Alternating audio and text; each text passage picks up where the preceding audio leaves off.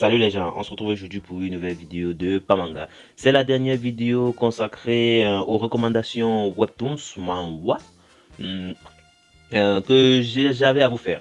Bon, dans cette dernière, on va parler des Webtoons originaux, des manhwa originaux. Allez, générique. C'est l'heure du...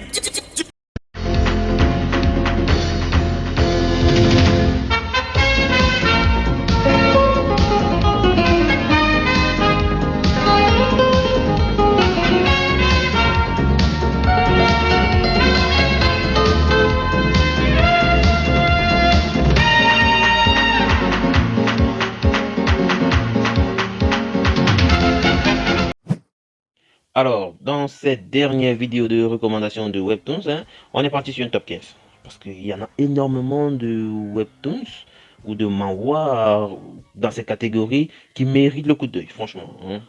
Et évidemment, faire un top 15, c'est pas facile. Faire un top 15, c'est évident. Faire un top 10, ça passe encore. Mais un top 15, là, franchement, ça devient pénible. Parce que on ne sait plus. Même moi, je doute un peu de mon classement finalement. Je ne sais pas quoi mettre. Bon, le top 5, c'est facile, comme je dis.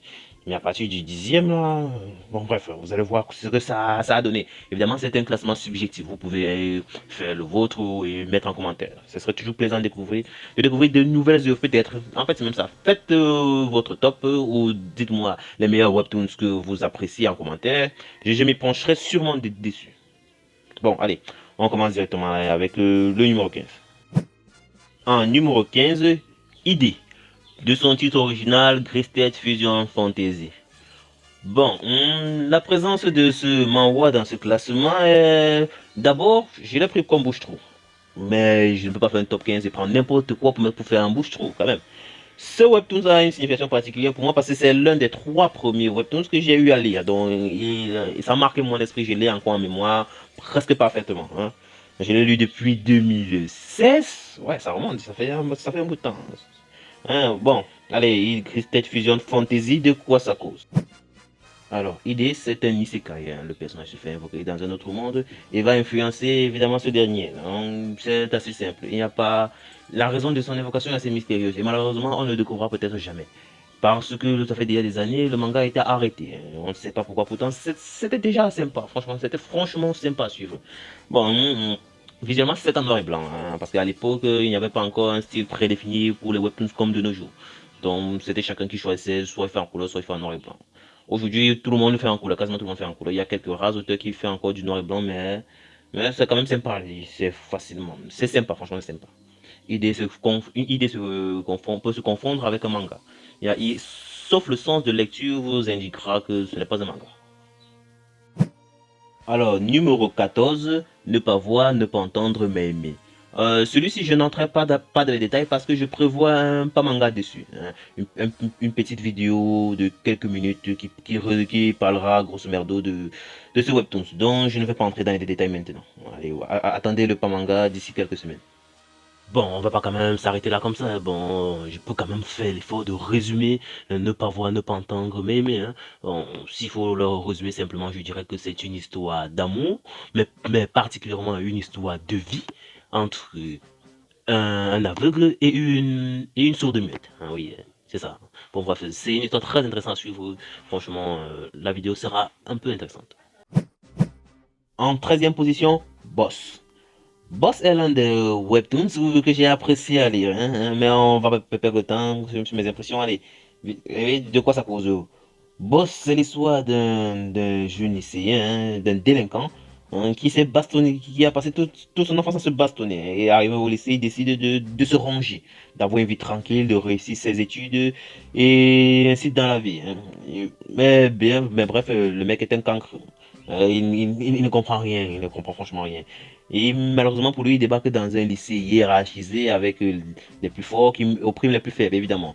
Et étant stupide, il a besoin des intellos pour apprendre, pour l'aider à réviser. Mais ces intellos se font tabasser par les plus forts. C'est ce qui les foutu en route, vu qu'il a besoin d'eux. Donc il décide de les protéger.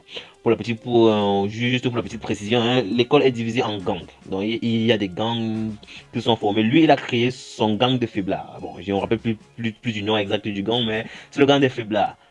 Ils sont trop quoi, 3 ou 4 à savoir se battre là-bas, mais tout le reste ce sont des faillots de l'école, dans les grosses têtes qu'il a pris sous son aile pour les protéger. Et évidemment, ça ne convient pas aux têtes d'affiche car s'il n'y a pas de plus faibles pour opprimer, à quoi ça c'est un système hiérarchisé. Donc, ça se finit en baston généralement.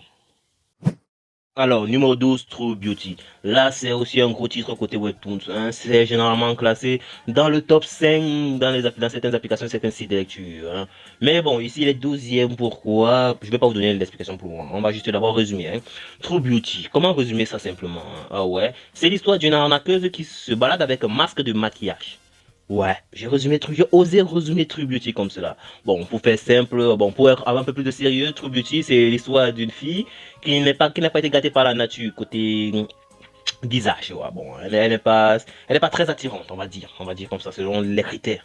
Elle n'est pas très attirante, mais durant ses années de collège, elle se faisait charrier à cause de cela, hein. Puis arrivée au lycée, arrivée au lycée, elle a changé d'établissement et elle a pris le maquillage. Voilà comment elle débarque dans son nouveau lycée avec un nouveau visage. Parce que franchement, la première fois que j'ai vu la meuf se démaquiller, j'ai fait une grimace. Non, franchement, c'est de l'arnaque. Par deux fois, on a dit cela dans le manga. C'est franchement de l'arnaque. Cette fille arnaque les mecs. Tu ne peux pas t'investir émotionnellement sur cette meuf. Le jour que tu découvres son visage, son véritable visage, tu peux faire une crise cardiaque. C'est pas la blague, franchement, hein. C'est une arnaque. Bon, je développerai un peu plus True Beauty dans une publication, dans une prochaine vidéo consacrée au sujet, parce que j'ai dit sur ce webtoon. C'est l'un des rares webtoons que je ne pense pas qui mérite un parlant de manga, une vidéo parlant de manga, franchement. Bon, allez, mais c'est déjà intéressant. Vous pouvez aller lire, j'ai lu les 174 chapitres. Ouais, c'est long, franchement. Bon, pas plus long que certains, pas plus long que tout le reste, mais bon, hein. Mais franchement, ça mérite quand même le coup d'œil. Ça se lit très facilement, hein.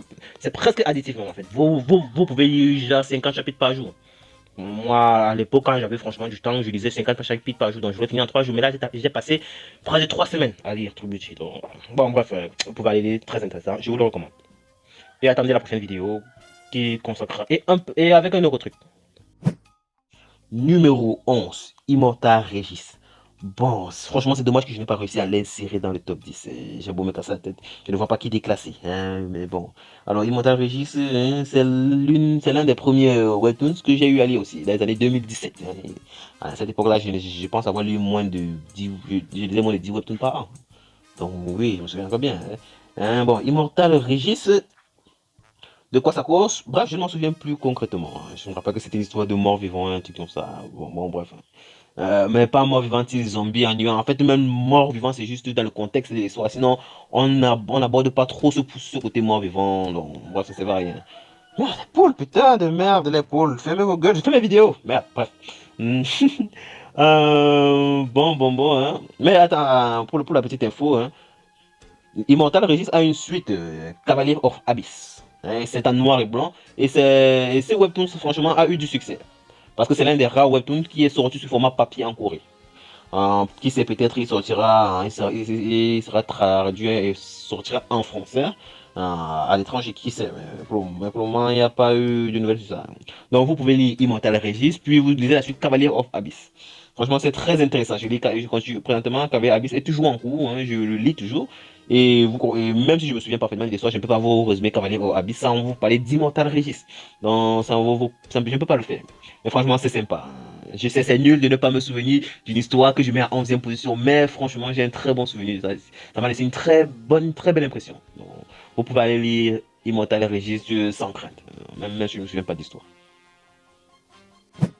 Bon, là, on entame directement le top 10. Mais avant de continuer, hein, je m'avais chassé cette putain de poule, hein. C'est déjà assez difficile de se trouver un environnement calme pour pouvoir enregistrer. Mais et quand tu as des putains de poules en fond non, franchement. Au pire, je pense que je vais manger des cuisses de poule ce soir. A few moments later. Merde, j'ai pas réussi à choper une. Elle court vite, les bâtards. Bon, bref, on continue. Numéro 10. En numéro 10, The Winner Take All. Bon, ça veut dire quoi? Le gagnant rafle tout. Je crois que le gagnant prend tout, un truc du genre. Bon, bref. De quoi ça cause ce webtoon? C'est encore quoi? Ah oui, c'est l'histoire de multimillionnaire, un grand homme d'affaires, qui a refusé de signer un partenariat ou un accord, franchement, je me souviens plus bien, avec une entreprise assez douteuse. Donc, hein, il a refusé. Mais il s'est fait trahir par l'un de ses associés qui a finalement accepté le contrat et les vendu à l'entreprise en question. L'entreprise, comme était vraiment louche, hein, pour se venger de lui, l'a utilisé comme cobaye. Il a suivi des expériences pendant plusieurs années jusqu'à acquérir des pouvoirs. Et il a réussi à s'échapper par la suite. Bon, là maintenant, son but, c'est de se venger de son partenaire, de son associé qui l'a trahi, mais aussi de l'entreprise qui l'a torturé pendant quelques années. Bref, c'est assez simple. C'est une histoire de vengeance, en fait. Numéro 9, Un Ordinary. Alors là, c'est l'un des gros titres webtoon que je pense que beaucoup de personnes connaissent, hein. Beaucoup de personnes lisent Un Ordinary, hein. Mais comment résumer ça sans faire dans la rallonge? Bon, disons simplement que dans un monde où des personnes gagnent des pouvoirs, hein, il existe un lycée qui éduque ce genre de personnes, hein. Bon, là, il y a dans un lycée regroupant des lycéens avec des pouvoirs. Et dans ce monde, le type et la puissance ont une très grande importance. Ça, on peut dire, ça définit littéralement ton classement social. Dans quelle classe tu vas être, les faiblard, les maltraités, autres. Alors, notre héros ici, hein, n'a pas de pouvoir. En tout cas, c'est ce qu'on nous dit en début. C'est ce qu'on nous dit au début du chapitre. Il n'a pas de pouvoir. Et il se fait bien évidemment maltraiter au lycée. Bon, c'est un peu ambigu au départ. Il semble avoir des pouvoirs ou il semble pas ne pas avoir. On ne sait pas franchement. Mais il a une camarade, l'une des plus puissantes de l'établissement, la reine, on va me dire, qui l'a pris sur son aile et qui le protège. Mais par la suite, vous pouvez vous faire une idée de ce qui se passe. On découvre que le mec a le pouvoir et qu'il n'est pas simple. Il y a une raison pour laquelle il cache ses pouvoirs.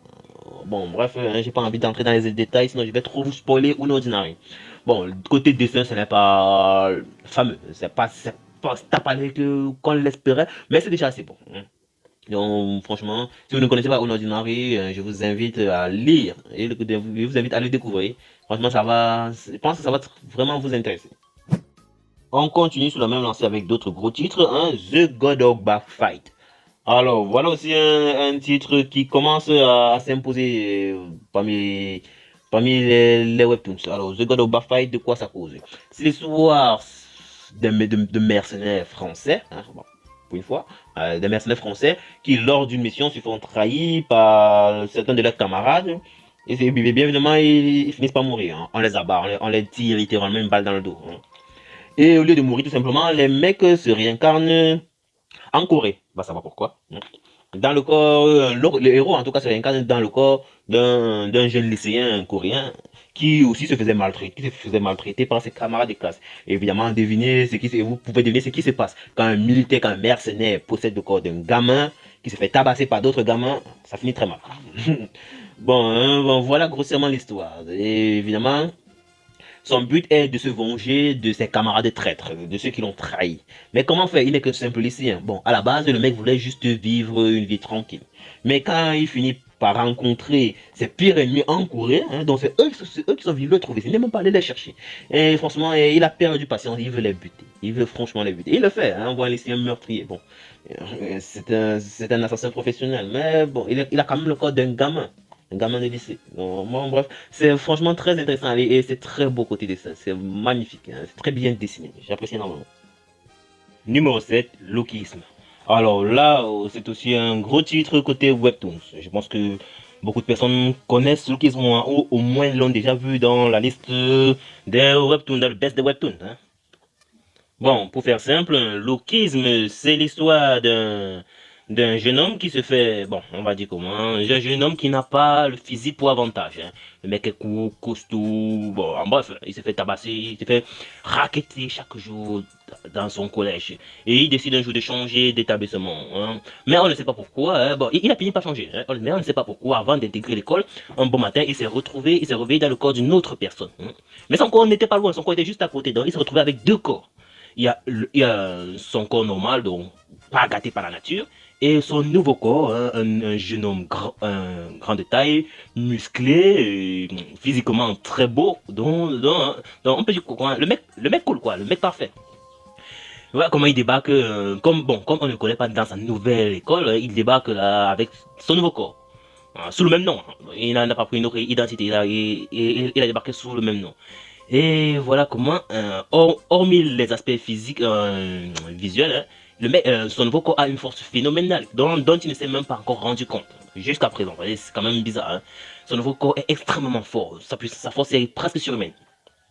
Voilà comment petit à petit, inconsciemment, vu que même si il a le look de mec cool, il reste toujours le petit pantin qui se faisait tabasser du premier 31. Donc, avec sa personnalité, il a réussi à attirer des gens forts auprès de lui.